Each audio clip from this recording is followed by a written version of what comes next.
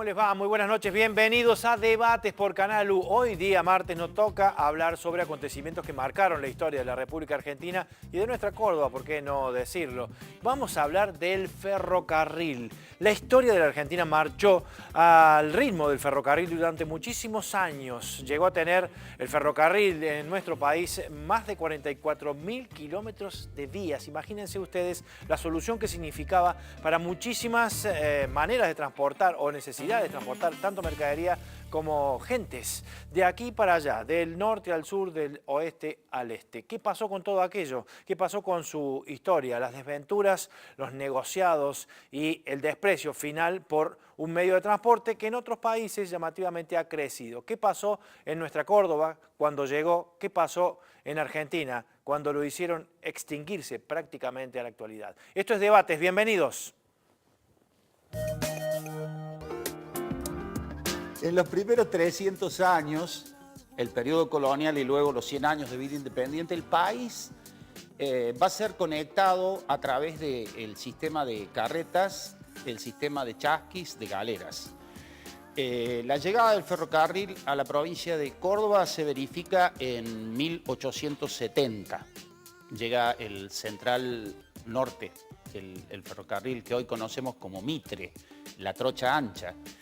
Y desde 1870 a 1876 corre la primera locomotora a Tucumán con trocha angosta.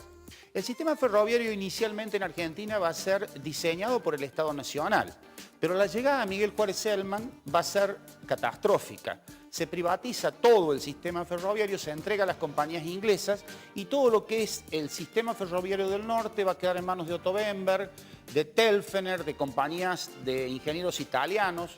Y a partir de 1900 viene un nuevo impulso. La crisis del 90 ha cortado la expansión ferroviaria. Argentina va a tener 47.000 kilómetros en su momento de apogeo de vía férrea. Va a ser el mayor sistema de América Latina. Dentro de ese sistema, un elemento determinante son los talleres ferroviarios. Los grandes talleres ferroviarios se construyen alrededor del centenario, entre 1900 y 1910, ¿verdad? El primer complejo de envergadura para el norte, para conservación de locomotoras, para conservación de vagones, para la recuperación de todo lo que sea el material rodante, va a estar en Tafí del Valle, Tafí Viejo. Y es precisamente alrededor del centenario con que se comienzan a construir los talleres, porque los talleres de barrio Talleres, valga la redundancia, porque los que se habían construido inicialmente en lo que hoy es el barrio General Paz para el ferrocarril que construyó Otto Bemberg a Cruz del Eje, resultaban insuficientes. Este complejo, tanto el de Tafí como el de Córdoba, van a tener alrededor, el de Tafí 17 hectáreas y el de Córdoba 15 hectáreas, para que nosotros tengamos una noción de la envergadura. Hoy esto está mutilado, está desarmado, actualmente los talleres no funcionan. Hay tres momentos clave en el desguace, en la desestructuración del sistema ferroviario del norte.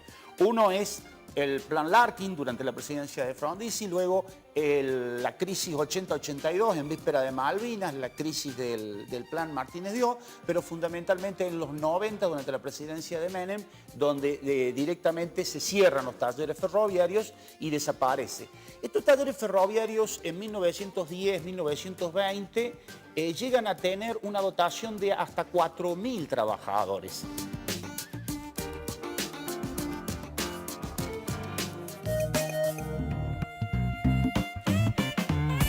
¿Cuánto por hablar de los ferrocarriles en la República Argentina que decíamos al principio marchaban al ritmo de la historia?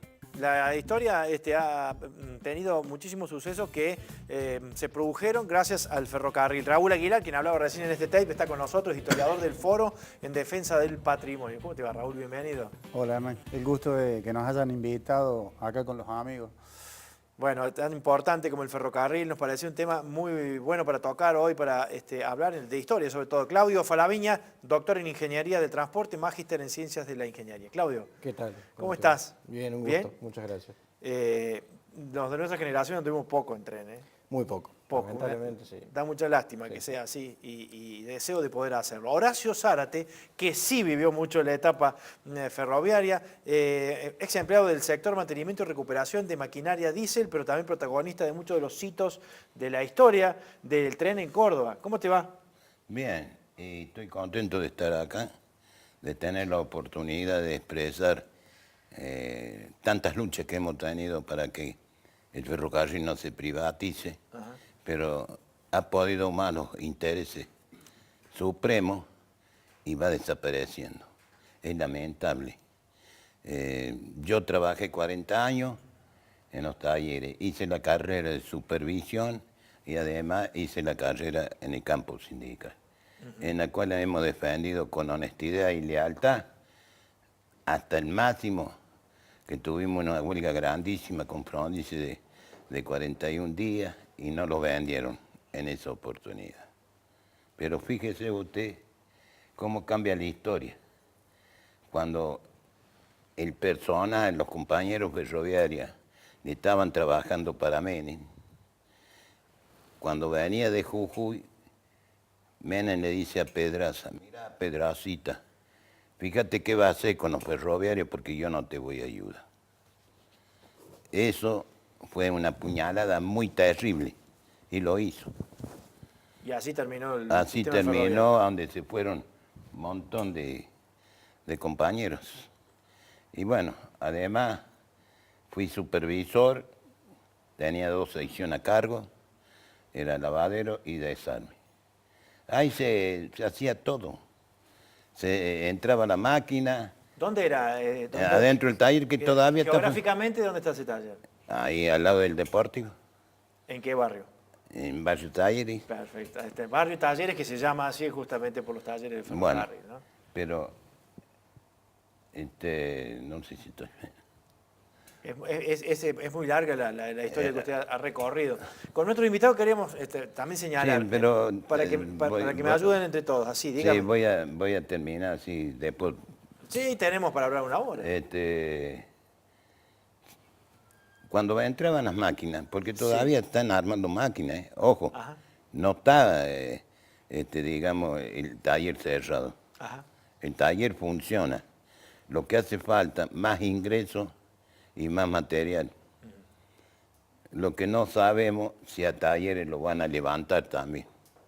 Eso es lo que están en la comisión. Me lo aclararán después cuando acá se explayen ellos. Pero ese es el doloroso momento que se están viviendo los ferroviarios. Al ferrocarril, cuando uno entró, lo empezó a querer. Claro. Y lo quiso con alma y vida. Nos robaron compañeros muy especializados, Kaiser y FIA. Esa también fue otra batalla. Emigraron esos trabajadores. Entonces, yo lo que quiero recalcar es de que los ferrocarriles tendrían que existir. Claro. Y existir porque, una, desembocan, tienen salida a los puertos. A todos los puertos llega el ferrocarril. De norte a sur y de este a oeste están las líneas. Pero lamentablemente, los gobiernos que han venido de turno, ninguno trató de levantar. No intentaron. 47.000 o 44.000 kilómetros de vías teníamos en la Argentina. Esto me imagino que sorprendería a cualquiera, propio y extraño, ¿no? ¿Cómo llegamos a esto? De tan alto a tan bajo.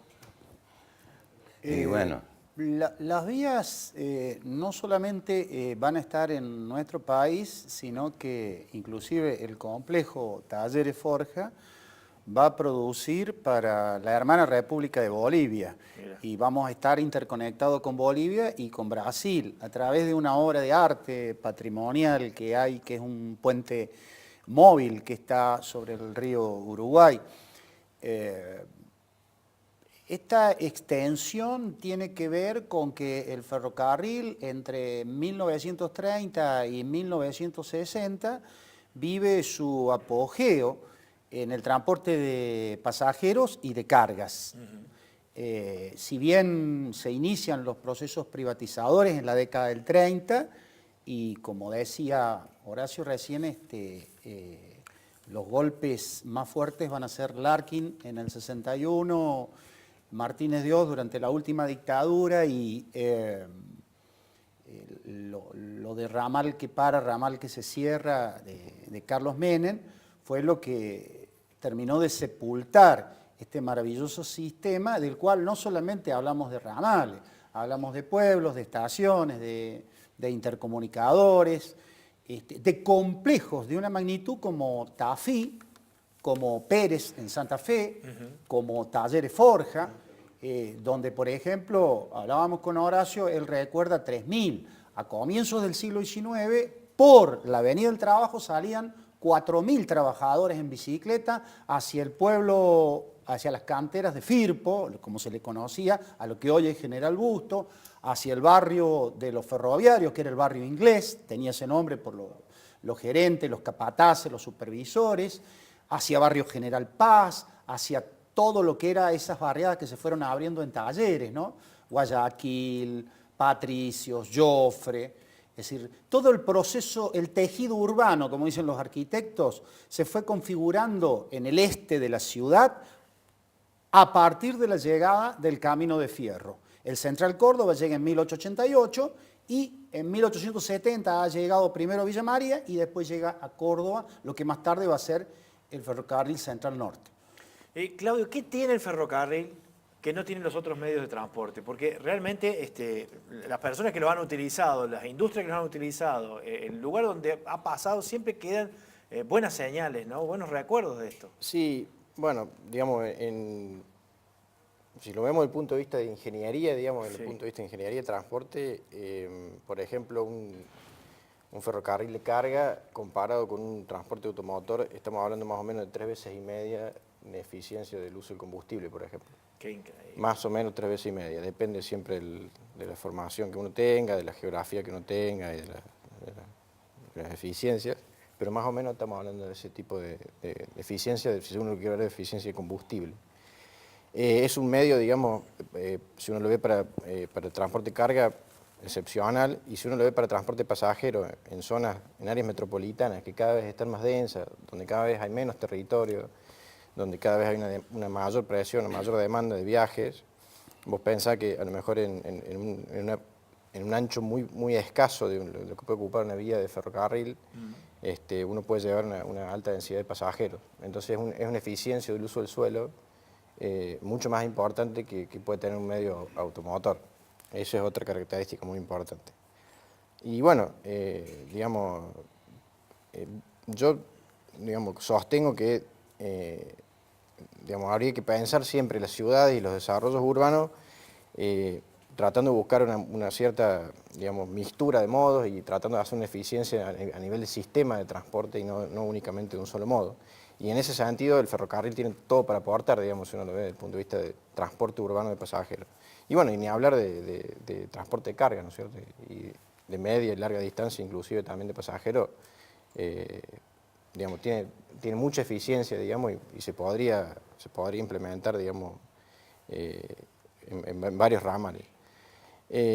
Y bueno, y después todo lo que genera, un poco lo que hablaba, la historia muestra que, va de la mano con un montón de industrias, ¿no es cierto? O sea, cuando se hace un sistema ferroviario, los desarrollos tecnológicos, las industrias metalmecánicas y hoy por hoy también las industrias de todo lo que es la electrónica y las telecomunicaciones, eso demanda también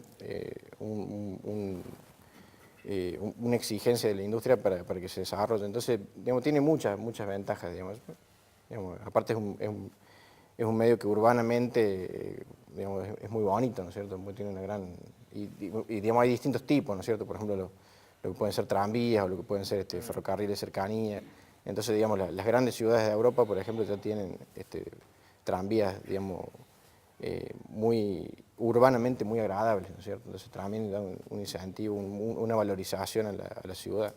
Así que sí, son muchas ventajas las que tiene el ferrocarril. Alto el impacto con su gran presencia y alto el impacto con su gran ausencia, ¿no? En los distintos lugares donde ha habido ferrocarril. ¿Permití? Adelante, señor. Sí, hay que agregar que en los talleres del ferrocarril tenía todo la tecnología, tenía su fundición propia, su tornería propia, y cada sector tenía su sección especializada. O sea, que estaba bien organizado y se desarmaba todos los motores de diferentes, ¿cómo se llama? Diferentes tipos de locomotoras. Llegaban y los desarmaban completo. Llegaba y ya iba una cuadrilla, desacoplaba, lo pasaban adentro de la nave, lo levantaban con la grúa al motor, lo ponían sobre un caballete o sobre un vagón zorro, y lo pasaban al sector de desarme. Ahí se lo desarmaba, venía otra cuadrilla, lo desarmaban totalmente, de ahí pasaba al lavadero, del lavadero pasaba a inspección. Ahí está. Y de ahí se sacaba lo que no servía y se renovaba. Y después iba a montaje todo ese material para el arma del motor. El motor salía cero, nuevo. Y esos motores al ferrocarril le salían 1.200.000 pesos, el armado y la mano de obra. Cuando hicieron negocio con FIA, le salía más de 2 millones de pesos. O sea, que por todos lados siempre buscaron los negocios. Y el que más empujó para mandarnos al pique a los ferroviarios fue el sistema de camiones. Ajá. Eso quería preguntarle ya para El sistema de camiones de cada uno de ustedes. Porque hizo se dice mucho daño. Que al incorporar tantos camiones a la ruta, el ferrocarril quedó ahí en la mira para bajarlo. No te olvides que cada vagón... ¿Una cosa llevó a la otra o al revés? Cada vagón que transporta cosas del ferrocarril lleva 30.000 kilos. Sí. Y una locomotora lleva 50 vagones. Vos multiplicas 50 vagones por 30.000 kilos. Claro, cantidad de camiones que son en la ruta, ¿no? Y la economía de combustible, el sistema ambiental. ¿Ha viajado mucho en tren usted? He viajado bastante, porque como era paritario en higiene y seguridad, me tocaba salir ahí a los depósitos, todo el norte, todo el Belgrano. Yo era representante de todo el Belgrano. ¿Le gustaba?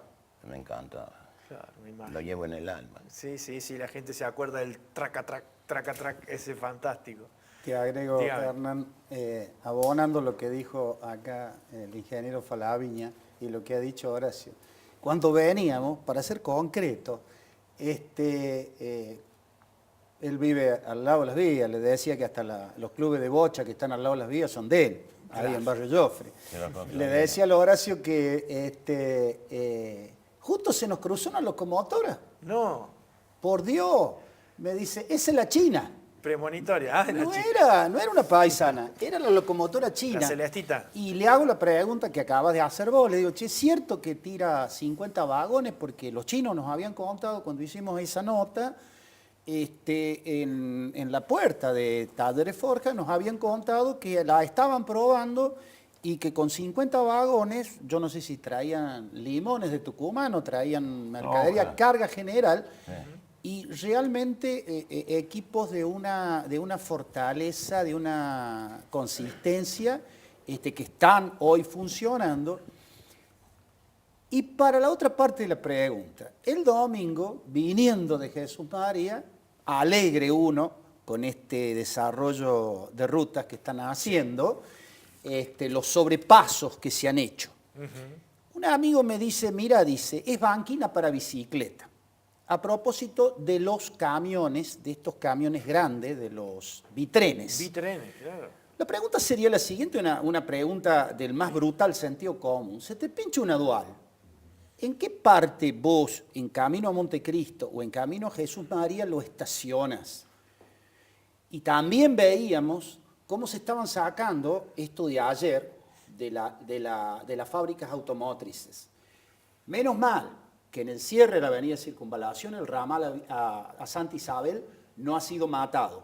Se están haciendo los puentes, se están haciendo los viaductos. Sí. Entonces, algo que seguramente el ingeniero va a desarrollar mejor, la posibilidad de utilizar el tren metropolitano y luego transferir ese pasajero a través de 3 centros de transferencias, que serían el Belgrano, el Mitre, que está siendo usurpado sus vías de maniobras. Y Villa El Libertador, con el ramal de Santa Isabel, nos daría margen para que los que hoy son 2 millones en capital de habitantes y otros 2 millones en el Gran Córdoba, de acá a 10 años, por la explosión demográfica, Córdoba va a contar con alrededor de 6, 7, 8 millones de habitantes, desde Sierra Chica, pasando por Altagracia, Colón, Santa María, Río Primero, tengamos la posibilidad en esos centros de transferencia de resolver el problema del transporte del que hablaba recién Falaviña. Qué lindo sería, ¿no? Qué lindo. Pero ¿quién está pensando en esto? Después de la pausa vamos a tratar de responder. ¿Quién piensa en este tipo de soluciones para una provincia como Córdoba? A la pausa, ya venimos.